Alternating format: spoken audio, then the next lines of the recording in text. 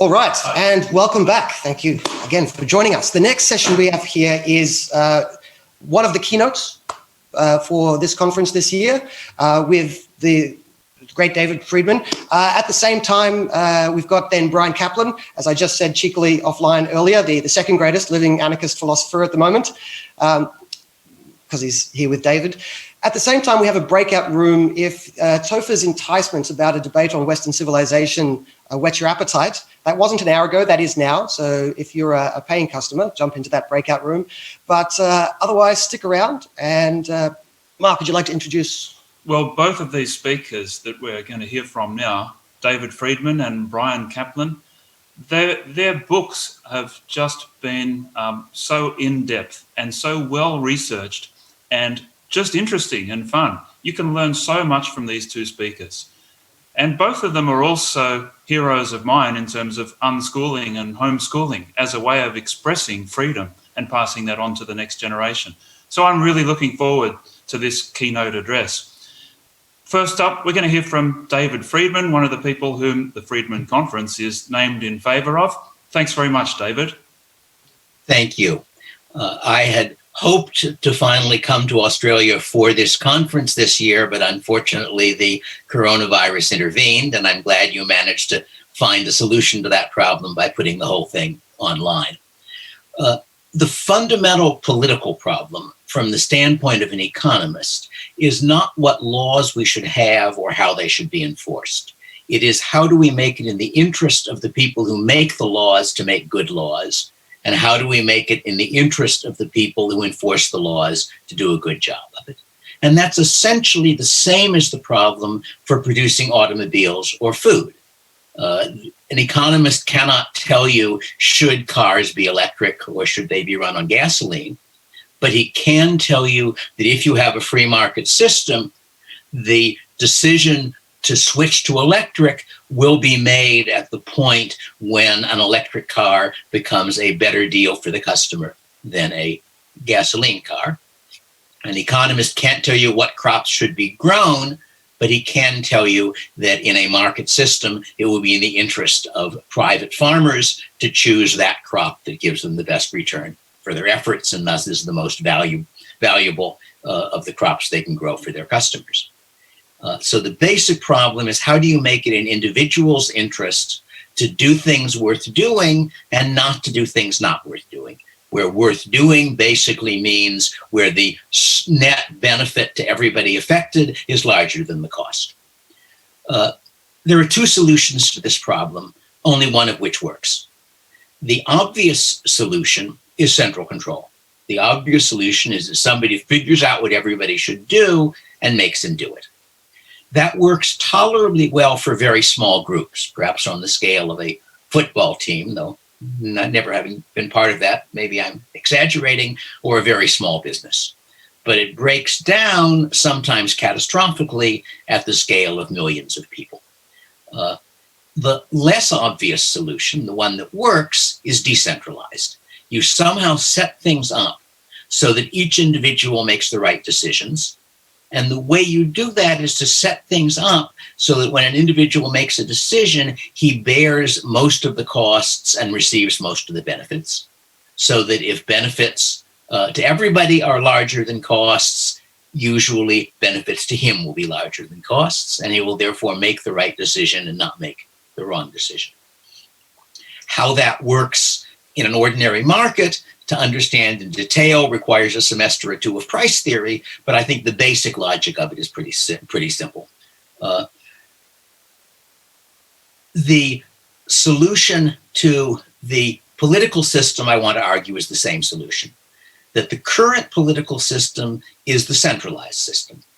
You have a legislature to make laws, you have government agencies to enforce the laws, and the question is, what makes it in the interest of the legislature to make good laws, or of government actors to enforce laws in a way which provides net benefits? I include in government actors, police, regulators, judges, and everybody in the system.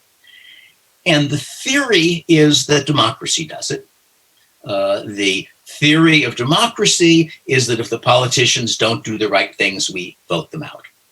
And the problem with the theory of democracy is what economists call the public good problem, that the private system for getting the right things done works as long as the individual bears most of the cost and gets most of the benefit of his actions. But that's not the case for the individual voter. An individual voter figuring out what the government ought to do is not a trivial problem, especially in a society as large and complicated as ours. In order for a voter to actually know who is the good guy, for some reason politicians never campaign with the slogan, "I'm the bad guy." So in order for the voter to know who to vote for, he would have to spend considerable amounts of time and effort figuring out which candidate has done the right things. He gets no return for that. In a country certainly as large as the US, but even as large as Australia, the chance that an individual vote will change the outcome is very close to zero. And therefore, a rational voter will choose to be rationally ignorant. He will decide who to vote for on grounds such as who will his friends like his voting for, how will he please people around him, which candidate makes him feel better, reasons of that sort. And that gives you what we're familiar with, a politics of sound bites and demagoguery. The anarcho-capitalism offers the decentralized version. Let me give you a very brief sketch of the relevant institutions. For the details, you can see my book, The Machinery of Freedom. The second edition is free on my webpage. The third edition is an inexpensive Kindle on Amazon.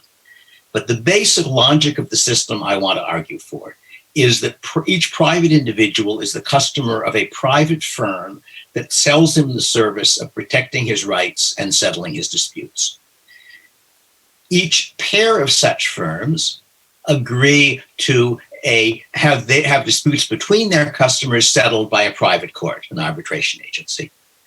The reason they agree to that is that fighting each other is expensive. If every time there's a conflict between their customers, they end up shooting at each other, they're going to have to pay pretty high hazard pay to their employees. Customers will not be happy to have their front lawns turned into free fire zones, and the individual will never know when his rights will or will not be protected. That all of us are better off if nobody can steal from anybody than if half the time I get to steal from you and half the time you get to steal from me, which is what happens if the outcome only depends on who happens to win the fight. So you have a system in which the individual firms, the individual rights enforcement agencies are providing the service of rights enforcement and dispute settlement, and they are solving the conflicts between them by arbitration by private firms in that business, essentially private courts. What are the interests of the players in this system? From the standpoint of the rights enforcement agency, they want to provide the services that their customers want in order that they can have customers. And that means both doing a good job of protecting rights and providing their customers with a legal system their customers want to live under. Unlike the political situation, the customer actually has a choice that affects what he gets. Customers can't automatically get whatever law they want because it has to be a law that the rights enforcement agency can get other rights enforcement agencies to accept. However, the customer can choose among rights enforcement agencies which one he will be a customer of. And one of the bases for doing that is which one has a legal system that he likes, which might be the rules, it might be how expensive litigation is, it could be any characteristic of the system being provided by arbitration agencies that he cares about. So that means that it is in the interest of the rights enforcement agencies to do a good job of enforcing the law, and it is an interest of the arbitration agencies to make good law, defined as law that people would like to live under. So far, I've told you why the system works. Let me now discuss what seem to me as the three main problems with it. The first problem is national defense. How do you defend a stateless society against aggressive neighbors? And the reason that's a problem gets us back to the public good problem. If I spend resources on the military to defend my country, The result is that I provide a benefit, a decreased chance of a successful invasion shared with all of my fellow inhabitants of that country. So it is unlikely for it to be worth my doing that. However, public goods do actually get produced privately. There are quite a number of examples, again, I go into this in more detail in the book, of public goods that get produced privately through a variety of imperfect mechanisms. The most obvious one is charity, that if people think something is a worthy cause, they are willing to donate money to it, not because they expect to get a return, but because they think it's a good thing to do. And of course, in the US at present, I don't know about Australia, many billions of dollars are in fact donated for charity. A second reason is that people sometimes have a feeling of social obligation. They feel as though they ought to pay for something, even if they don't have to. My standard example of that is tipping. That if you are at a restaurant you're not coming back to, or are in a cab, in either case, you have no private benefit from tipping the driver or the waiter. Nonetheless, people do. That, again, is a flow of many billions of dollars, and they do it because they feel as though that's how a decent person behaves. And in a well-functioning system of norms, people feel that way. To some extent, your failure to contribute to what people see as the common good makes other people think less of you. You therefore have an incentive to do it. Finally, what I find in a way the most interesting case is that you produce the public good as a side effect of producing something else. And my example I'd like to offer for that is the public good that at this very instant we are producing. I am currently spending time and effort listening, and you in the audience are, sorry, I'm spending time and effort speaking, and you in the audience are spending time and effort listening, in order to spread ideas that we hope will make the world a better place. Making the world a better place is essentially a pure public good. That if I make the world a better place, I share the benefit of that with 8 billion people. And even if I limit it to my own country, with 300 million people. Nonetheless, we're doing it. Why do people do that? Not just for our side. Why do people engage in political activity in favor of candidates, in favor of socialism, in favor of all sorts of different ideas, not just ours? And the answer, at least part of the answer, is that being part of a movement provides you benefits that don't depend on the success of the movement. That if you are an active libertarian, you are interacting with other active libertarians. They are people who share your values. They are people engaged in a common project. That's fun. Some of them might be people who become friends of yours. Finding friends is a fairly important human activity. One of them might even be a person who becomes a mate for you. Finding mates is a very important human activity. So in various ways, people get a benefit from participating in political activity that does not depend on their private benefit from the actual results of that activity. It follows that we might be able to raise sufficient resources to protect the stateless society. It does not follow that we can be sure we can. The standard economic argument of the sort I was making earlier suggests that we will predictably get the right answer to things. In this case, we do not know. Whether or not a stateless society can raise sufficient resources to defend itself depends partly on the culture of that society, on how willing people are to do expensive things in order to protect their society, which varies a whole lot. My favorite example of a highly successful, though ultimately failed, solution to this problem would be the Comanche Indians. They were a stateless society, and rather than the problem being protecting them from other states, the problem was protecting their neighbors from them. Because in that society, you could get wealth and status by leading a war party and raiding the Mexicans or the Texans or whoever else was available to be raided.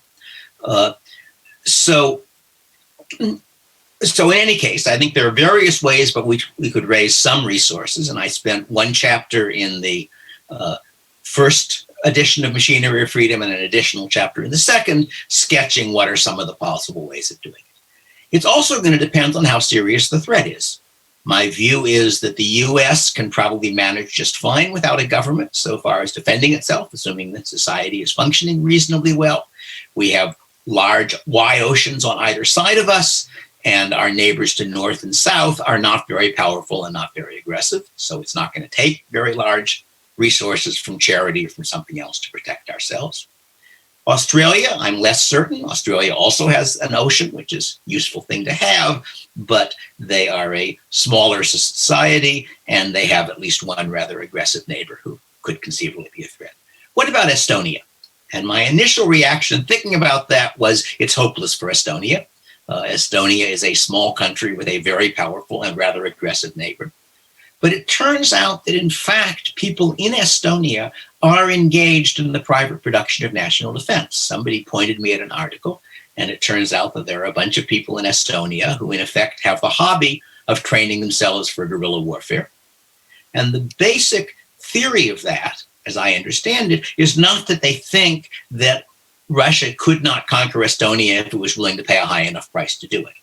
What they think is that if they have a lot of people equipped and trained for guerrilla warfare, they can make conquering Estonia more expensive than it's worth to the Russians. And that's an application of an important economic principle that many people miss. And that is that in order to prevent somebody from doing something you don't want him to do, you don't have to make it impossible. You only have to make it unprofitable. You can leverage your opponent's rationality. So that's one problem. One very serious problem is national defense. Second problem is a problem of internal breakdown.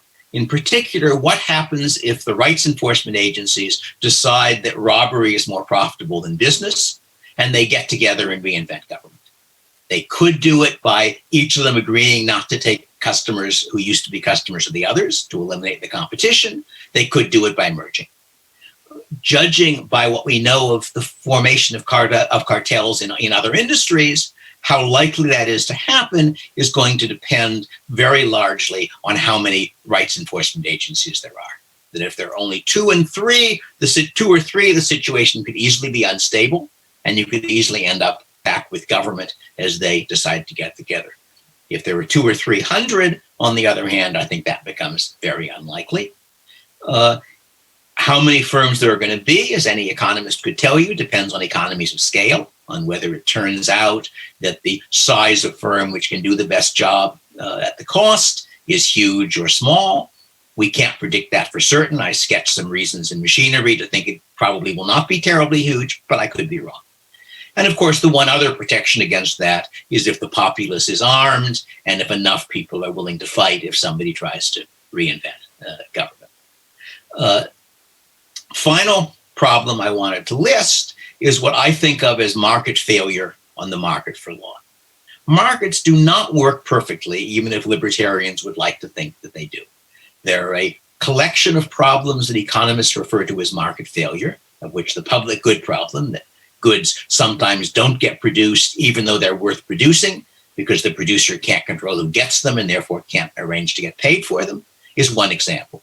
Externalities such as air pollution are another familiar example, and there are one or two others that are less familiar to most people.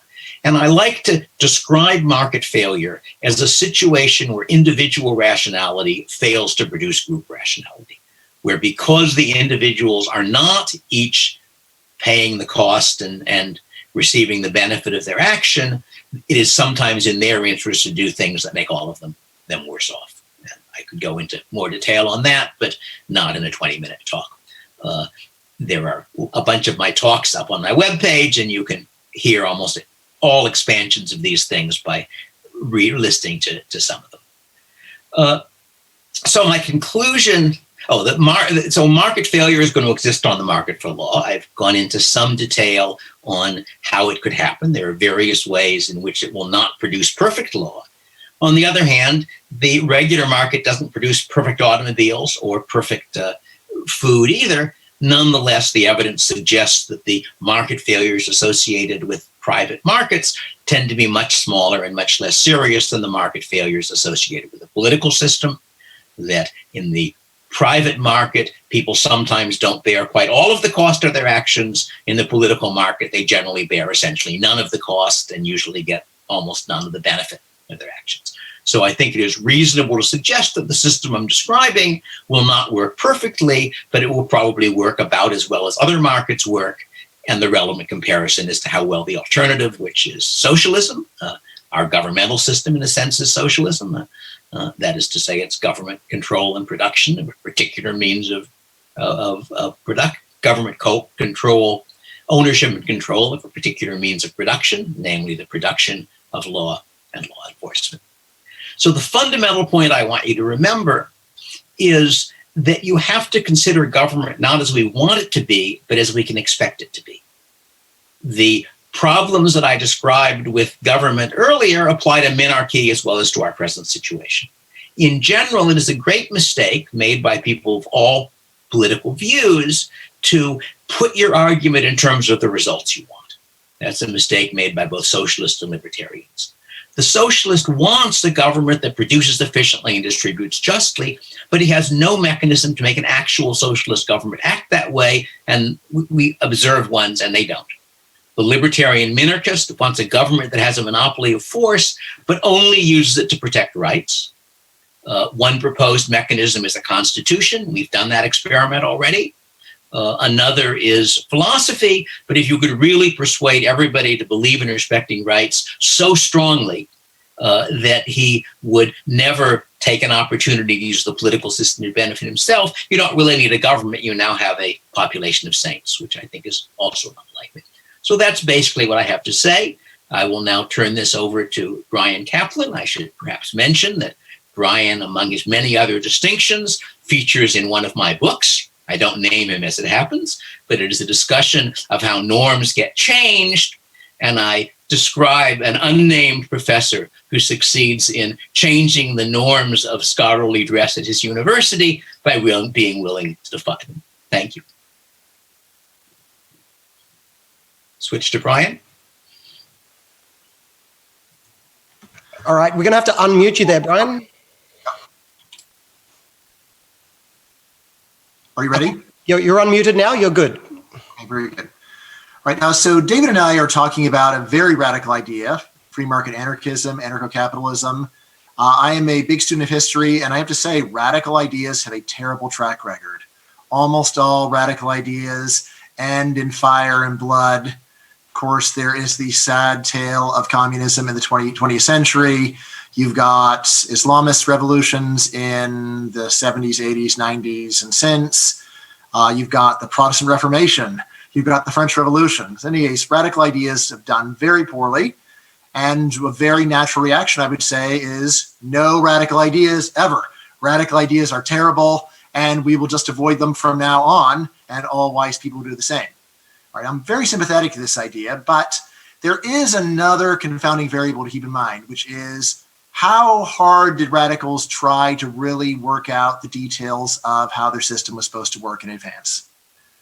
Right? You can think of this as the due diligence part, where you say, here's my radical idea. Here are all the major objections. I'm going to calmly go through them. I'm going to talk to people who disagree. I'm going to find out what could go wrong. I'm going to reply. I'm going to wait and elicit replies to the reply. We're going to do research. We're going to put a lot of time into this. All right. So anyway, this says that there's really two possibilities of what could be going wrong with radical ideas. And one is just radical ideas are bad. Another one is that radicals are highly impatient and impulsive individuals as a rule. And if we could get rid of that, if we could be careful, intellectually scrupulous, we could actually find radical ideas that are very solid, and we could predict in advance that they would work, and our predictions would generally be right. Okay, so I want to put that on the table and say that the kind of stuff that David and I are doing, I think of it, it's the proper diligence that any radical should take. This is assuming the burden of proof, saying, look, I understand that you'll be skeptical. If you have any sense, you will be skeptical. And I'm going to do my best to overcome your skepticism, and not by intimidating you or acting like you're a bad person for not immediately agreeing with me. Rather, I am going to assume that you think that I'm crazy and try to win you over. Right? Indeed, generally, whenever I put forward a radical idea, I say, my goal here is not to make you think that I'm right. My goal here is to convince you that I'm not crazy. And once I've got that, then we can begin a really good conversation. All right, so think about this as my chance to convince you that this idea is not crazy. Now, let me just start with what I call the great minarchist myth. So there is a longstanding idea among people who advocate the minimal state, or even people who don't, saying, well, look, the smallest possible government you could have is one that has a monopoly over the police, a monopoly over courts, a monopoly over rule formation. That's the absolute smallest any government ever has been and ever can be. All right. Now, here's the interesting thing. So many people listen to that, even free market economists, and you go, no, yes, that's the way things all have to be. And then there's this crazy idea that wouldn't have to be a monopoly. But here's the thing. When you look at the real world, I don't know of any remotely free market economy that really has a monopoly over any of these things. Virtually every country, even ones that have a big role for government, have some private police, private security guards. Sometimes they got guns, sometimes they got batons, but they are people who actually are there to threaten violence if need be, to protect property, to protect lives. These are industries in almost every country. You can see them. So the idea that you must have a government monopoly in police is just obviously wrong, because almost nowhere has a monopoly police. For courts, we also see that almost everywhere has an alternate system of dispute resolution besides government courts. So any place where you're using credit cards, there's likely to be an internal credit card arbitration system set up by the credit card companies. When there is a disputed charge, almost never will this end up in court. Instead, credit card companies have a system for trying to resolve the system internally. The same thing goes for insurance companies. And a great many contractual disputes are also resolved through private arbitration rather than by going to courts. Then what about rule formation? Once again, anytime that you've got private courts, you are likely to have a whole system of private rule formation. So Visa does not come up with the rules anew every time there's a dispute. Instead, they have a body of internal rules. When there is an insurance dispute, they don't make up the rules each time there's a dispute. They've got a body of insurance rules that they've hammered out. When you have a dispute with Facebook or Twitter or an online provider, they've got a system set up. There's private rule formation going on already. And so this too is not a monopoly. All right. Now, by itself, this doesn't show that you could have no government role, but just to realize how casually people say that this must be a government monopoly when it's not already a government monopoly should make you realize that people really are just not being that careful when they think about this issue, and then raise the question, well, given that we got some, right, and things have not collapsed, it's plausible that the optimal amount of private police, private courts, private law enforcement isn't zero, right? And then, all right, well, then maybe we should have more, right? It's not often that you hear anyone complaining about private security guards, private courts, private rule formation. Seems to be working well. In fact, people complain about it a lot less than the government side. So then there's the question, well, could we have more? And if we could have more, how far could we possibly go, right? And this is where economic analysis, economic history all come into play. So we can take a look at areas where you could expand the role of private police, right? So right now, of course, there are limits on what private police can do. Why not allow more of it, right? Why not allow a greater role for private police to have more weapons, for example? So in some countries, they're not going to let them have guns. Would it really be so bad if private security could have guns in some cases, right? So there's that, right? Or would it really be so bad if in large homeowner associations, the government police said, we're only going to take people that have been arrested by your security guards into custody, but if there's a problem there, it's up to your security guards in order to handle it because that's your area, right? So you could do that. So these are areas that private police could easily be expanded. In the case of private courts, this is one where there's even more room. Because right now there is something in some countries called binding arbitration, but the reality is that binding arbitration is almost never truly binding. You can almost always weasel out of binding arbitration. And from the point of view of normal people, you can understand why, because if you had truly binding arbitration, then you could actually effectively deregulate a wide range of industries. For example, suppose that you had private arbitration in employment contracts. Well, in this case, the minimum wage effectively doesn't exist anymore, because if it were legal, then whenever someone was hired by you, you could say, well, you have to sign this private arbitration contract. It says that in the event of any dispute about proper payment of wages, it will be resolved by an arbitration company run by my brother-in-law, who always rules in my favor. And if you don't like it, you don't work here, right? And this is a way that you could actually completely undermine regulations that are widely popular. Of course, if you're at all interested in something like anarcho-capitalism, you probably think these are bad laws and this is a feature, not a bug, of private arbitration. But in any case, so you could get a much larger role for private arbitration if there were truly binding arbitration. And furthermore, you could go further. So, for example, government courts could very easily say, well, there's no reason why we should ever have to hear a contract case, because if there's a contract, you could have a binding arbitration clause, and then all our role would be is to look at the contract and see that it says binding arbitration. And once we realize this, then why should we ever have to hear a case? Why not say, if it doesn't say binding arbitration, tough luck, it's not enforceable. And in this way, you could take all contract disputes and move them over to the private sector quite easily, right? And then obviously, once you have a much larger role for private courts, it is quite easy to expand the role for private rule formation. And once again, of course, this is a case where if government says, look, these are private companies, they've got their own rules, it's not our place to say whether we like the rules or not, caveat emptor. Don't sign up with a company where you don't like the rules, right? I mean, this, of course, is what I think of as the reasonable answer to all internet privacy concerns. Look, if you don't like the way Facebook handles your information, then drop out of Facebook. Otherwise, tough luck. You can complain, but you have no business turning to government for it. And again, this is the way that you could handle private rule formation in general, right? So there is that. All right. Now, for all of these, we can start with marginal reforms. And I would just say that you have to be very dogmatic to deny that we can do marginal increases in the role of private police, private courts, and private rules. And furthermore, given that there's very little complaining, or the complaints are really quite trivial and childish, like Facebook is going and using my private information in ways that I don't like. But of course, I'm not willing to drop out of Facebook. It's not that big of a deal. So anyway, it would be very childish to say that you can't have marginal reforms in the direction of more of this. And indeed, when you start thinking about the marginal reforms could go pretty far.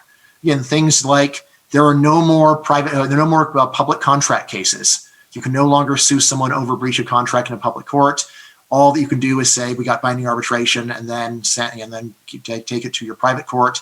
And if the person doesn't pay, then you can hand it over to the government and say, see, it says they have to pay. There's no appeal, the end of story. All right. Now, when things start getting interesting is when you're talking about radical reform. All right, how far could we really go? Now, I'd say, of course, to most people, having binding arbitration for all contracts is already pretty radical, but we could go a lot further than that. And this is a lot of what David Friedman was talking about in his talk. So I will be a little bit less detailed here. But when you think about areas where we can have really radical reform, all right? So for example, here you could say, we're not just going to have a bigger role for private security companies. We are going to defund the police and say, look, if you don't think you're getting adequate police protection, then you should go and hire some security guards. Now, my colleague Alex Tabarrok has done quite a bit of work on the effectiveness of police, and I think he does some very convincing studies showing that in the current environment, police generally, so having more police, not more imprisonment, but more police specifically, passes a cost-benefit test. And what I would say to this is these are all thinking about marginal changes within the confines of the current system.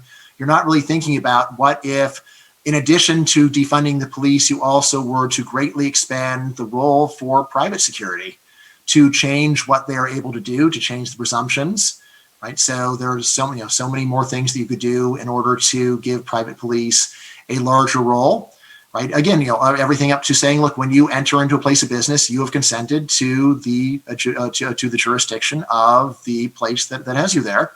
And again, of course, this doesn't mean that you are going to be murdered by police with any likelihood or when you get there.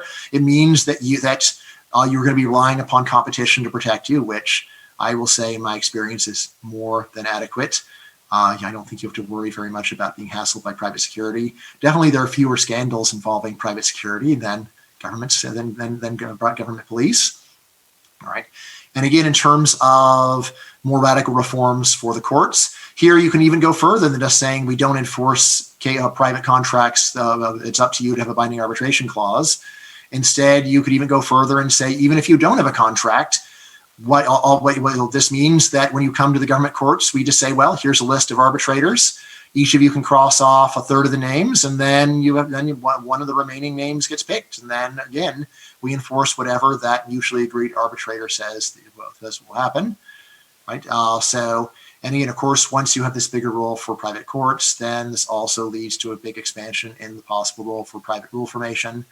On the theme of if you don't like the rules, then you need to go and find a different place to take your business, different place to work, different apartment complex, different homeowner association, and so on. All right. So now all these cases, it's very easy to say, all right, fine.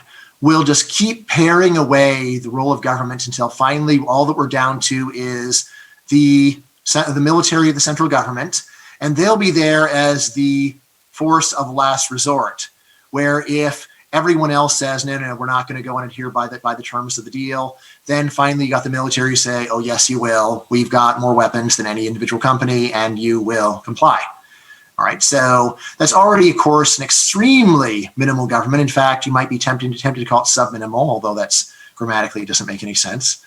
But below the minimum of what people have imagined hitherto is the way that you could put it. This is a government so small that it's just a military that polices the police, the private police, just a military that polices the private courts, and so on. All right.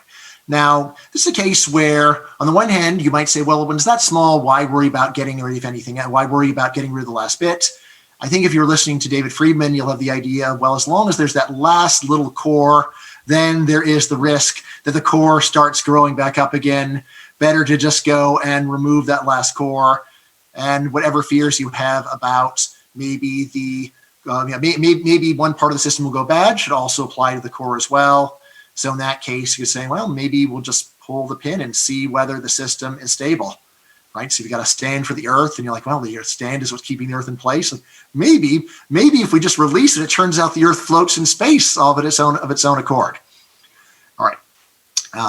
Now, when I think about the plausibility of this whole idea, I often compare it to the rise of democracy. So I ask this question. Imagine you go back to 10th century Sweden and you say, hey, here's an idea.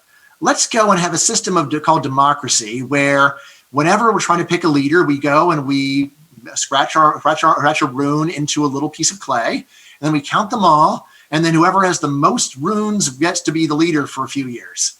And you just imagine all the Vikings laughing in ancient Swedish accents going, ha, ha, ha, ha, ha, ha, that's a ridiculous, right? You said, why is it ridiculous? Then they would say, well, whoever it is that loses, if the person who currently has power loses this election, they'll just go and murder the winner and they'll continue to rule. So what's the point, right? And here's the thing: in 10th century Vikings, this argument probably makes a lot of sense. This is what people are expecting. It is a world where they're expecting that might makes right. And so if you tried having democracy in that environment, it would just be a joke and it wouldn't work. However, flash forward to 21st century Sweden and imagine that the current government of Sweden loses the election, and then someone in the government meeting says, I say we just to kill our enemies and stay in power now. Now people laugh at that guy, right? That's what's funny now, right? Or, of course, if you push it, then people think you're crazy rather than funny. But, what's changed? And I say what's changed is expectations. In a system where people expect that it's going to be ruled by violence, then you'll have rule by violence. In a system where people expect that you will respect democracy, then democracy is a stable equilibrium. And the person who says otherwise, it just gets ostracized as being a lunatic. And I say that free market anarchism is something where once it is expected, once established, we should really expect it to be just as stable as democracy or any number of other systems. It's really a question of just getting over the hump, getting to be a system that people expect. Doesn't even need enthusiastic support so much as just something where it's the kind of thing that when you say, let's go murder our enemies in the other companies and seize control, instead of people saying, could we get away with it? They'll just laugh uneasily and say, yeah, that's ridiculous. Of course, in the same way that right now, if the head of an alcohol company said, let's go and murder the other CEOs of all the other alcohol companies and corner the market, and people would just think that was ludicrous, whereas during the era of Prohibition, that would have made a lot of sense to people. All right. Now, by the way, so David mentioned the case of national defense in the military. So I have a somewhat different perspective. So I am highly skeptical of guerrilla warfare as something that you should count on or that feel like, oh, well, we could always fall back on guerrilla warfare. To me, guerrilla warfare is something that when it happens, it normally is just a total disaster and just like awful. Murray Rothbard had this bizarre idea. Guerrilla warfare is potentially very libertarian. Say like, well, show me any actual case of guerrilla warfare that ever was. Show me any actual case of guerrillas show up at a village in need of supplies and recruits. And they tell the villagers, hey, we could use some supplies and recruits. And the village says, sorry, we don't want to help you. We don't want the government punishing us. Plus, we don't feel like it. And the guerrillas say, oh, well, in that case, we'll just move on. Sorry. Right? That's not how guerrillas operate. Guerrillas operate at best with a threat of violence of a very severe kind. And in practice, it isn't even just a subtle threat. They just say, look, do what we say, or your bad things will happen to you. But anyway, my view on the military is this. I think we're already moving very much in a direction where military power is of very little political relevance. There are now a great many countries where it's just absurd to think that the more military powerful country would ever militarily threaten the less militarily powerful one. Like no one in Canada is worried. Almost no one in the U.S. would poses any military threat to them, even though we could totally beat them very easily. Right within the EU, the idea that one member of the EU might turn back to its old ways and rearm and then start attacking other countries, it's just ridiculous. And I think it's ridiculous in the same way that someone in Sweden today saying, let's go and murder the opposition and then we can reign as dictators is ridiculous. It's not even that it wouldn't work. It's that it is so far beyond the realm of plausibility that you would just seem like a joke if you tried pushing for it. So I'd say we've already got a big move in this direction. And I think even the countries that are still not part of this mindset have been very much moving this direction. Just the changed attitude towards loss of the lives of a few soldiers. You can really see this in most countries, where like even the deaths of 1,000 soldiers would be a big deal, whereas in earlier times, 1,000 soldiers who need what difference does it make? We've got plenty more where that came from. All right, and then furthermore, there's also I think Dave was making fun of the role of ideology. I think that you don't need something where people are saintly. You just need it to be there, to be in the air as something that tips the scales of aggression enough that there is no longer the will to do it. Here, I think very much about the case. The Soviet Union was the world's only communist government for 2 decades. You might say Mongolia was, but anyway, like basically the only one for 2 decades. But there was no serious effort to get rid of it. There were some extremely half-hearted efforts to push the communists out towards the end of World War I. But if you go and look at it, there's basically nothing. It's mostly Soviet propaganda to say that there was any effort to strangle communism in the cradle. And a lot of it was just guarding supply depots and ports and things like that, right? And I say that a lot of what was going on is that there was a worldwide communist movement of sympathizers and fellow travelers who in all the countries that might have been tempted to go and try to topple the Soviet Union, they were there to complain and make a stink about it. And that was plenty, even in the old days of the British Empire and the French Empire. And I say, like in any realistic world where you've got actual anarcho-capitalist countries coming up, there's going to be the same fifth column of fellow travelers that are undermining efforts of aggression. And again, given the way the world is turning towards something like universal peace over the long run, I just am not nearly as worried as David is. When David started writing, the Soviet Union was still around, and then I would have been terrified, but not anymore. All right, and then last question. So who cares about any of this stuff, right? It just seems so far from the realm of possibility that it doesn't seem to matter very much. I'd say 2 things. So one is, as I've been emphasizing, you can have a lot of moderate reforms in the direction that I'm talking about. And actually, the internet has done so much for private rule formation, private adjudication. And again, even private punishments like ostracism and so on have grown a great deal due to the internet. So just pushing it as something in the direction of moderate reform, I think, is worthwhile. But I do think that even though it is very remote, holding this ideal and talking about it and thinking about it is intellectually of great importance, because it means that there is a full radical intellectual critique of the existing system out there. It means that when people say democracy is the best system of government except for all the others, libertarians do have a good answer to that. It's like, yeah, well, how about anarcho-capitalism? What about that? So I'll leave you there. Thanks a lot. Excellent. Thanks a lot, Brian. And thank you, David, as well. We are running preciously low on time. We'll try and sneak in a quick questions, with a couple of quick answers. First one is, what are we to make of the anarcho-communists, or as Brian wonderfully called them in an essay I read 10 years ago, the anarcho-statists? when you refer to the anarcho-statists of Spain. And I guess leading on from that, do we have a marketing issue where we should probably try and avoid using the same word as ANCOMs? Is there a better word to describe what we're talking about? Should we consider rebadging and improving marketing of the idea? David, your mic's off, by the way. David, if you wanted to speak, you'll need to unmute yourself. I think the fundamental problem that the anarcho-communists face is that they have no solution to the problem of coordinating people, that they are rejecting the only system we know of for decentralized coordination on a large scale, that is markets and prices, and the result is that they end up with zero solutions. It's rather like Mao, who it turns out was in favor of decentralization, but the only version of decentralization he could imagine was lots of very large communes, but still a large number of them, and that worked very poorly, so China kept bouncing back and forth between failed decentralization and failed centralization. I will let Brian comment on the question of how best to label ourselves. Yes. So in the mid-90s, I spent about 2 years arguing with left-wing anarchists. And the culmination of that was that essay, The Anarcho-Status of Spain, that you mentioned. And my mature view is talking to them is a complete waste of time and we should never do it. All right. I want to talk to reasonable, moderate people. So people where we've got some intellectual common ground. I think they're just crazy and so emotional and irrational that it's just a waste of time, honestly.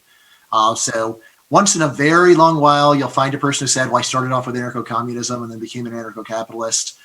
Right. And like, all right, that's interesting. But, if that happens, great. But, I just think that's so rare that to put any intellectual energy into it is a mistake. Right. And, I would say the problem is much more serious than what David says. It's not just a problem of they don't want to come up with a mechanism. It's a problem where they don't want to have a normal conversation where people calm down and actually exchange ideas. I think that my experience with them is they are a very thinly veiled totalitarian movement. They don't, they want to rule through intimidation and anger. They don't want to learn any of the subjects that are relevant. They don't want to find out what people disagree with them think. So I've studied them enough and I don't want to give them any more of my time. And I would just rather talk to mainstream people where you can have a decent conversation. In terms of branding ourselves, I would say I would never just use the word anarchist because then most people think of anarcho-communists or anarcho-socialists. Anarcho-capitalist or free market anarchist is so oxymoronic to people who know the other kind that I think it's actually fine, right? So it's something where people say, well, that doesn't sound at all, that sounds like the opposite of what those other guys are talking about. And you say, you know what it is, right? Because in the end, when the few cases where anarcho-communists or anarcho-socialists have gained power, they basically have just imposed Stalinism, right? So sometimes chaotic Stalinism, but still that's where they end up. And in the end, I don't think it's because they were drawn through some desperate logic. Instead, I think it's because that's basically what they had planned all along, and it's an Orwellian movement where when they say freedom, they mean slavery. Yep. Well, in that case, let's put them in the dustbin of this conversation. And we've got one last quick question. David, when you wrote The Machinery of Freedom, how was that received by your father, Milton Friedman? He approved of it. My memory is the one criticism I can remember his making was that I had proved too much, that I had demonstrated that government would work catastrophically badly, and if it was really that catastrophic, we would all be dead by now. In terms of the general issue of whether my system would work, my view was and is that it probably would but might not, and his view was that it probably wouldn't but might. And that's not the kind of disagreement on which, since neither of us is in a position to actually do calculations on probabilities, it's not the kind of disagreement you can have much of an argument over. All right, we're just being told that our camera's frozen. Hopefully you can still hear us, so that's still working. I believe we're running out of time on this one. By the way, I had a sneaking suspicion. The way Milton wrote always seemed to me the way you would write if you were secretly an anarchist but didn't want to admit it publicly. So I don't know if that's true, but I'm going to continue believing it because I hope it's true. But I think that's enough time for this one. Thank you very much, gentlemen, for joining us here. I hope you'll stick around if you have a bit of spare time in the social room. I'm sure there's plenty of people there that would love to pick your brains about many more issues. But at this point, thanks a lot. And I'm going to throw to the Melbourne studio. Thanks so much.